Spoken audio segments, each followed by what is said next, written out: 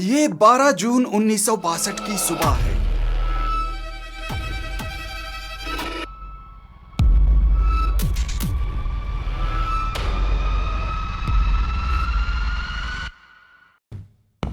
Jail में मौजूद guard कैदियों को उठा रहा है, मगर 3 कैदी उठाने पर भी जाग नहीं रहे। गार्ड गुस्से में जॉन मॉरिस नामी एक कैदी के सेल के पास जाता है और उस पर चिल्लाता है, मगर फिर भी वो नहीं उठता। गार्ड मजीद गुस्से में आकर इस कैदी के सर पर अपने डंडे से मारता है। इस पर गार्ड का मुंह खुले का खुला रह जाता है और इसके हाथ पांव कांपने लगते हैं। जब डंडा लगने पर इसका सर नीचे गिर जाता है। गार्ड के लिए ये एक भयानक मंजर है, क्योंकि ये सर कैदी जॉन मॉरिस का नहीं बल्कि उसी की तरह का एक नकली सर है।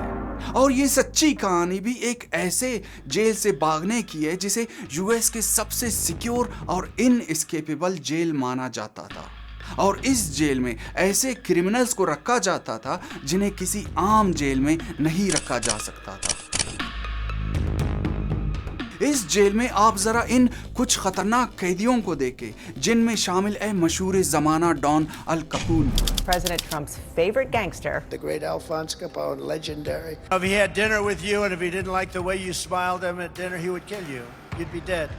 लॉस एंजलिस के सबसे बड़े गैंगस्टर मिकी कोहन, इसके अलावा मशीन गन के नाम से मशहूर होने वाला जॉर्ज मशीन गन कैली और बर्ड ऑफ अल्काट्राज के नाम से जाना जाने वाला कातिल रॉबर्ट स्टीवर्ट भी शामिल हैं। और व्यूअर्स, इस जेल का नाम है अल्काट्राज, जिसे द रॉक भी कहा जाता है। वो इसलिए कि ये सैन फ्रांसिस्को में मौजूद एक बड़े चट्टान की तरह जजीरे पर मौजूद है और इस जेल के इर्द गिर्द कई किलोमीटर तक खून जमा देने वाला सर्द पानी है। इस जेल से भागना इतना मुश्किल है कि आप अंदाजा लगाए 1962 से पहले इस जेल से 36 लोगों ने भागने की कोशिश की, जिनमें 23 पकड़े गए, 6 को गोली से मार दिया गया और बाकी 3 पानी में डूबकर मर गए। मगर इस जेल से भागने वाले 3 कैदियों ने कुछ ऐसा किया कि शायद ये किसी हॉलीवुड की मूवी में भी ना हो। और 3 कैदियों का मास्टरमाइंड कोई आम बंदा नहीं बल्कि बहुत ही इंटेलिजेंट माना जाने वाला जॉन मॉरिस था। जॉन मॉरिस 11 साल की उम्र में यतीम हो जाते हैं और सिर्फ 13 साल की उम्र में कत्ल के इल्जाम में कसूरवार ठहराए जाते हैं। जॉन मॉरिस वो एस्केप आर्टिस्ट है जो पहले भी 3 जेलों से भाग चुके होते हैं। इस वजह से उसे द होउडिनी ऑफ प्रिजन सिस्टम भी कहा जाता है, मतलब जेल से भागने का माहिर। और इसीलिए इस बार इसे अल्काट्राज जेल में बंद किया जाता है ताकि वो दोबारा इस नामुमकिन जेल से भागने का सोच भी ना सके। मगर जॉन मॉरिस के दिमाग में सोच ही यही चल रहा था कि आखिर इस जेल से भागा किस तरह जाए। जॉन मॉरिस जेल पहुंचते ही फरार होने की प्लानिंग शुरू करता है। वो जेल में मौजूद ना सिर्फ कैदियों और गार्ड्स को समझना शुरू करता है बल्कि वहां पर मौजूद हर चीज को, इवन जजीरे पर मौजूद परिंदों और वहां पर चलने वाले हवा को भी स्टडी करना शुरू कर देता है। जॉन मॉरिस के सेल नंबर 138 के साथ ही 3 और कैदी, जॉन एंगलिन, उसके भाई जॉन क्लेरेंस और एलन वेस्ट भी कैद थे। ये एक दूसरे के करीब होने की वजह से रात को बात भी कर सकते थे। जॉन मॉरिस इनसे दोस्ती बढ़ाने लगता है और वहां से शुरू होता है जेल से भागने का प्लानिंग। और ये प्लानिंग स्टार्ट होती है उनके सेल्स में मौजूद एक छोटे से हवा के रास्ते को खोदने से। इसके लिए वो इस्तेमाल करते हैं खाने के चमचे, चाकू और एक वैक्यूम क्लीनर, जिसे जॉन मॉरिस बाद में एक छोटे से ड्रिल मशीन में तब्दील कर लेता है। अपने सेल्स में मौजूद ये कैदी जिस दीवार को खोद रहे हैं, जॉन मॉरिस ने पहले ही मालूम कर लिया था कि इस दीवार के पीछे क्या है। तो यूं काफी दिनों के मेहनत के बाद जब ये रास्ता इतना बड़ा हो जाता है कि वहां से गुजरा जा सकता है, तो उनको वहां वो जगह मिल जाती है जहां किसी का भी नजर नहीं होता और वहां पे वो बनाते हैं अपना एक सीक्रेट वर्कशॉप। अभी इनका जो इस नामुमकिन जेल से भागने का प्लानिंग था वो एक दिन का नहीं था, इसीलिए इनको अपने इस सीक्रेट वर्कशॉप में रेगुलरली आना जाना भी था और इसे छुपाना भी था। तो इस दीवार में मौजूद सुराख को छुपाने के लिए वो जेल में मौजूद लाइब्रेरी के मैगजीन से बिल्कुल उसी हवा की रास्ते की तरह एक जगह तैयार करते हैं और उसे बिल्कुल उसी दीवार की तरह कलर भी किया जाता है, जिसे अगर कोई गौर से ना देखे तो बिल्कुल भी पहचाना नहीं जाता। इन कैदियों को अपने इस सीक्रेट वर्कशॉप में काम के लिए बहुत सारी चीजें भी चाहिए थे, इसीलिए उन्होंने जेल से काफी चीजें भी चुराए थे, जिनमें शामिल थे 50 बारिश के कोट। इन कोटों से उन्होंने एक किश्ती और लाइफ जैकेट्स तैयार किए और फिर उन्होंने एक ऐसी डिवाइस भी तैयार की जिसकी मदद से इस किश्ती में हवा भरी जा सकती थी।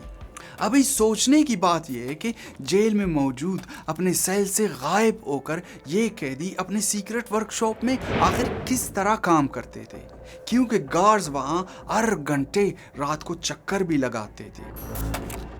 यहीं पे तो आती है इनकी असल चालाकी।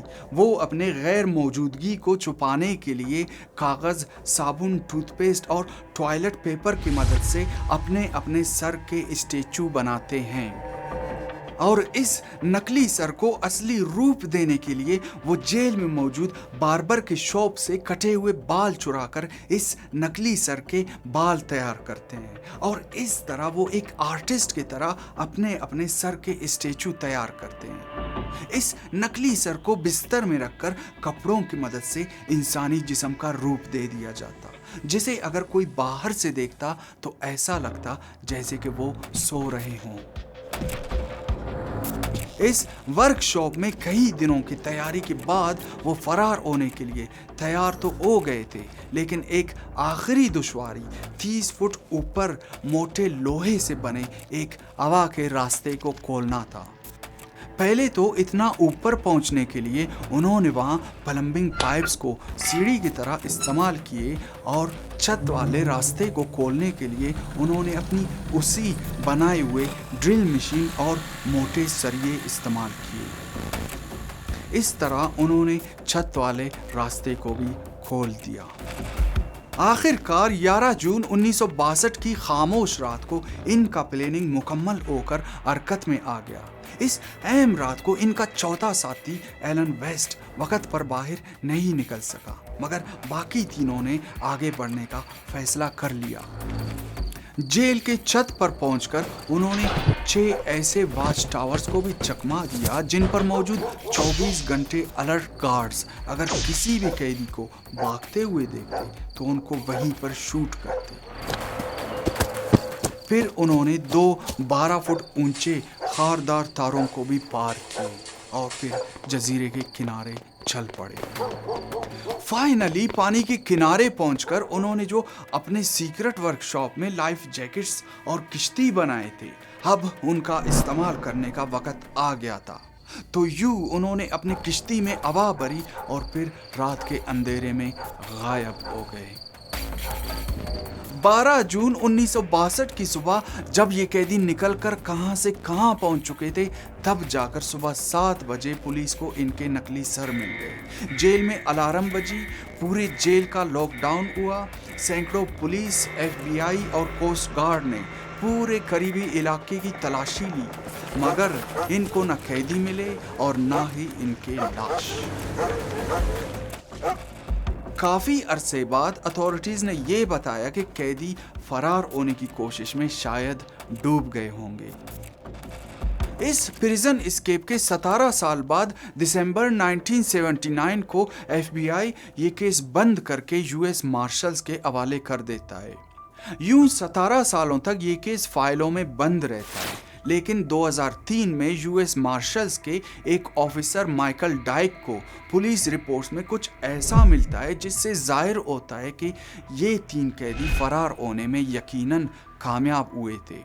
जिस रात ये कैदी फरार हुए थे, माइकल डाइक को उसी रात ही एक पुलिस रिपोर्ट मिलती है जहां एक शख्स एक कार 1955 ब्लू चेवी की चोरी होने की रिपोर्ट दर्ज करती है।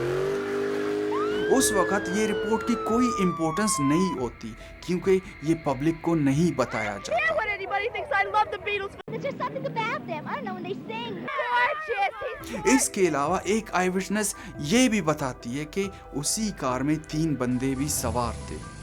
मजीद ये कि माइकल डाइक को अल्काट्राज आइलैंड से 160 किलोमीटर दूर एक और पुलिस स्टेशन में एक रिपोर्ट मिलती है जहां उसी ब्लू चेरी कार को देखा जाता है, जिसमें सवार 3 बंदे कार को पागलों की तरह तेज रफ्तारी से चला रहे होते हैं। सबसे इंटरेस्टिंग बात तो यह है कि 2013 में सैन फ्रांसिस्को पुलिस को एक मिस्टीरियस लेटर मिलता है जिसमें लिखने वाला अपने को जॉन एंगलिन बताता है। वो लिखते हैं कि मेरा नाम जॉन एंगलिन है, मैं जून 1962 को अल्काट्राज जेल से फरार हुआ था। हम सब भागने में कामयाब हुए थे मगर बहुत मुश्किल से। अगर आपको ये वीडियो पसंद आई है तो प्लीज़ इस चैनल को सब्सक्राइब ज़रूर करें। I am Saif Shahwani. Have a good time.